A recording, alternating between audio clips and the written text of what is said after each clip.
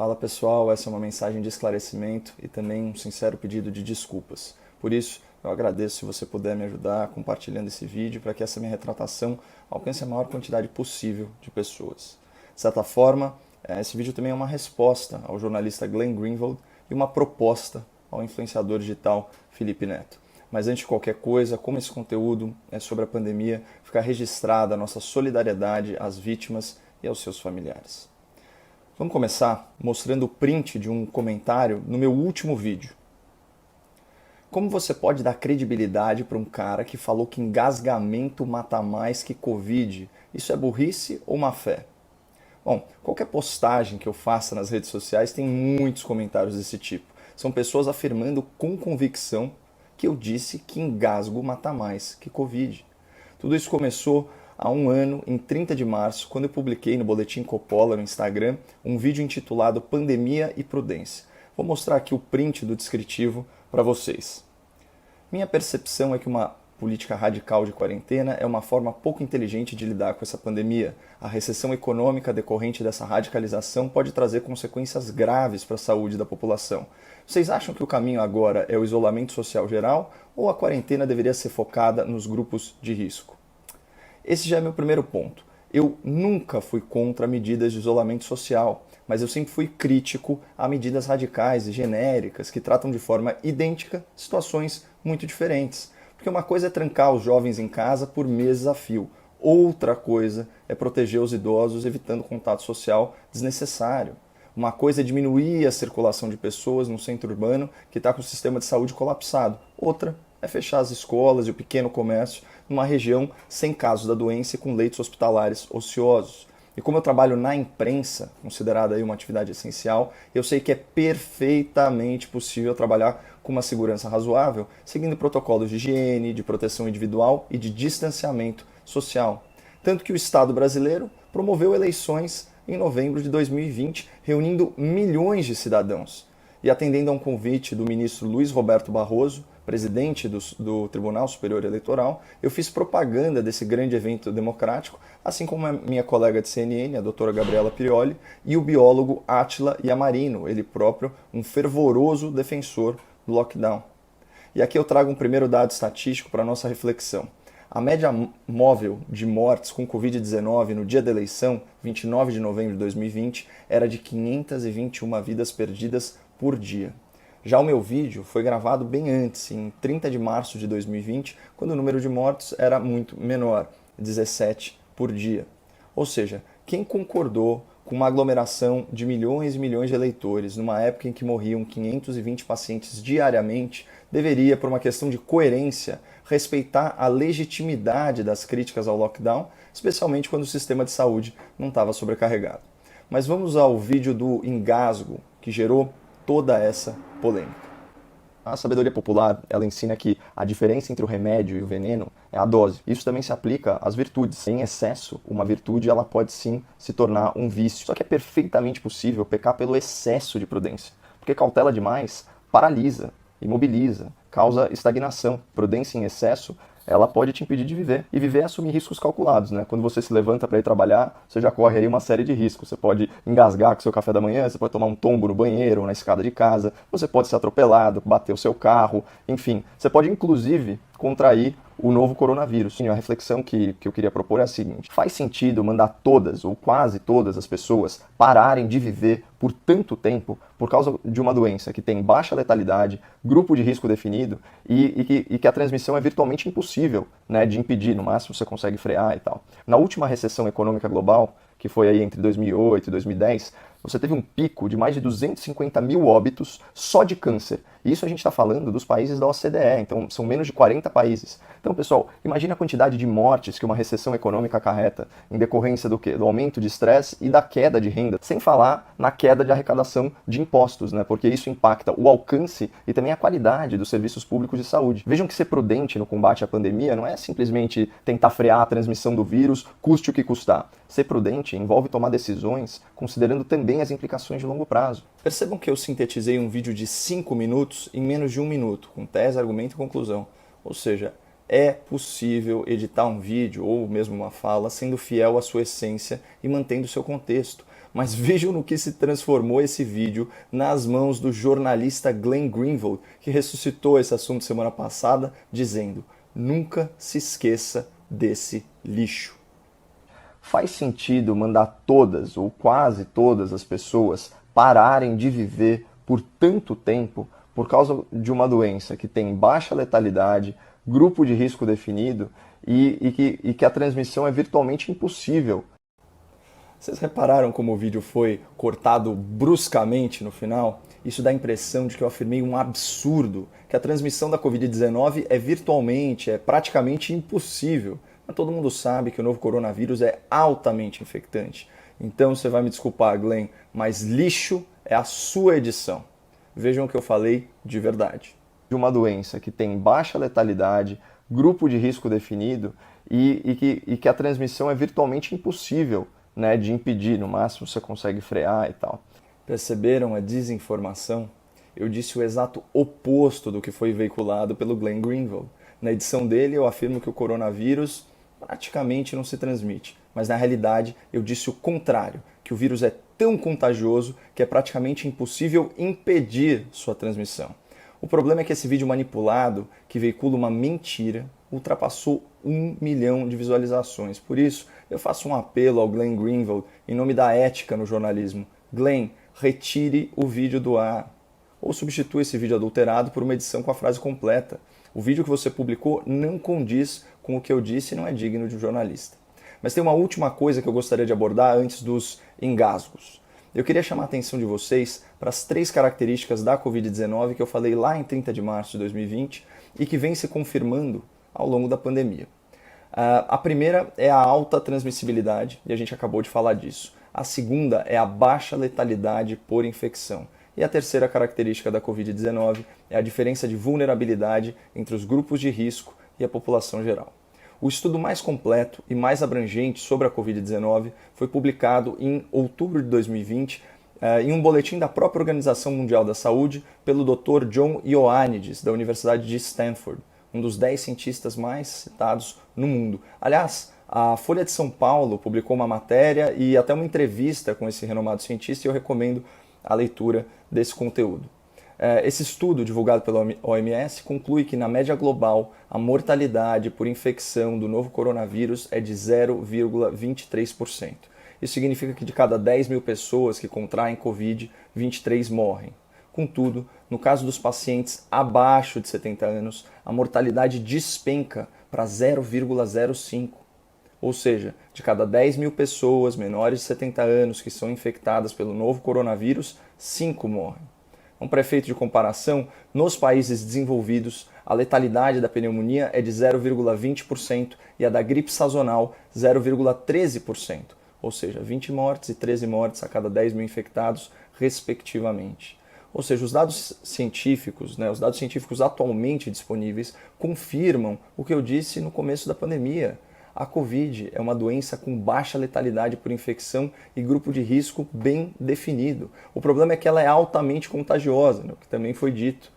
E o novo coronavírus é tão infectante que, para a realidade brasileira, o isolamento social horizontal não atinge o efeito pretendido e contribui muito pouco para a redução do ritmo de contágio. Por isso, lá atrás, talvez fizesse mais sentido focar recursos em monitorar, em testar, em fortalecer a imunidade, em isolar e em proteger os grupos de risco, como tem sido feito desde o começo da pandemia em benefício de mais de 500 mil pacientes do plano de saúde para idosos líder de mercado no Brasil, que não colapsou e que tem taxas de sobrevivência muito melhores do que a média nacional.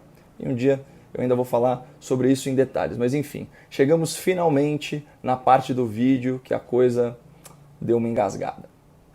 E viver é assumir riscos calculados, né? Quando você se levanta para ir trabalhar, você já corre aí uma série de riscos. Você pode engasgar com o seu café da manhã, você pode tomar um tombo no banheiro ou na escada de casa, você pode ser atropelado, bater o seu carro, enfim. Você pode inclusive contrair o novo coronavírus.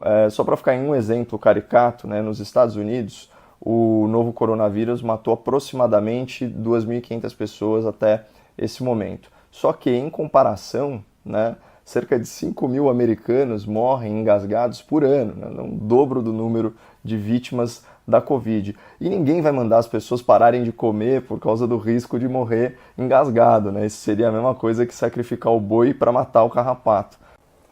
Pessoal, como vocês puderam ver e ouvir, eu nunca disse que engasgo mata mais que Covid. Vou repetir, eu nunca disse que engasgo mata mais que Covid. Essa frase simplesmente não existiu. Então, se alguém te disser que eu falei um absurdo desses, essa pessoa está colocando palavras na minha boca e distorcendo completamente a minha fala, seja por desconhecimento ou seja por maldade mesmo. E aqui a gente volta para aquele print do começo do vídeo. Como você pode dar credibilidade para um cara que falou que engasgamento mata mais que Covid? Isso é burrice ou má fé? Nenhum dos dois, amigão. Isso é fake news e você caiu nela. Se você foi levado a acreditar que eu afirmei que Covid mata mais que engasgo, você foi vítima de desinformação. O que eu disse no vídeo foi que naquela data o número parcial de fatalidades por Covid nos Estados Unidos era menor que o número anual de mortes por engasgo. E a intenção desse comentário não era desmerecer a gravidade da doença. O objetivo era reforçar a tese de que viver é assumir riscos e que, segundo as estatísticas, até o ato de engolir é arriscado, mas nem por isso a gente para de comer. É tão difícil de entender? Ah, boa, eu não sou dono da verdade, mas precisa ter muita má vontade comigo para interpretar essa frase de alguma outra forma. Mas a pior mentira é insinuar que eu estava zombando das vítimas da Covid num tom de deboche. Então, só para ficar em um exemplo caricato, vejam que eu estou claramente rindo do exemplo dos engasgos, porque ele é caricato. Vai no dicionário, caricato quer dizer ridículo, quer dizer que provoca risada. Eu não estou rindo de uma doença que já tinha matado milhares de pessoas em 30 de março de 2020, de jeito nenhum. Hoje, eu estava vendo aqui os números atualizados, né? O mundo está contabilizando cerca de 35 mil mortes pela Covid-19. Por acaso eu estou dando risada na hora que eu cito o total de óbitos com Covid-19? Claro que não, porque eu não sou um insensível e muito menos um negacionista. Isso é fácil de provar. Vocês estão vendo essa foto aqui? Esse sou eu no hospital no dia 18 de março, 12 dias antes da publicação do vídeo. Foi quando eu tive Covid. Eu fiquei 4 ou 5 dias completamente sem fôlego e sem forças nem para levantar, mais de uma semana de cama. O meu pulmão é cheio de cicatriz por causa dessa doença e eu tenho sequela até hoje.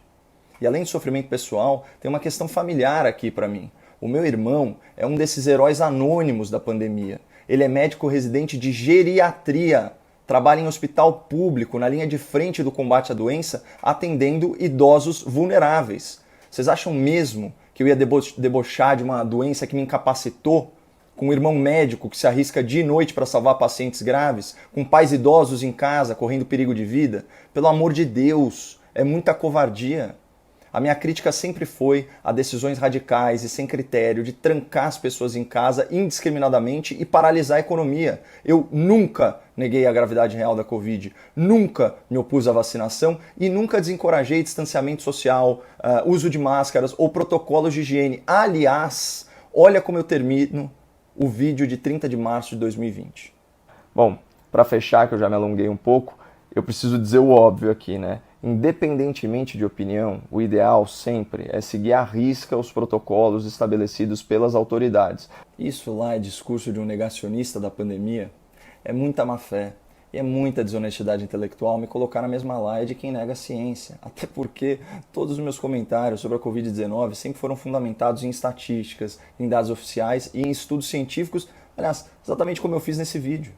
Mas voltando à questão do engasgo, tudo isso começou com um tweet do influenciador Felipe Neto em 31 de março de 2020. 5 mil pessoas morrem engasgadas por ano nos Estados Unidos. Vamos falar para o povo parar de comer?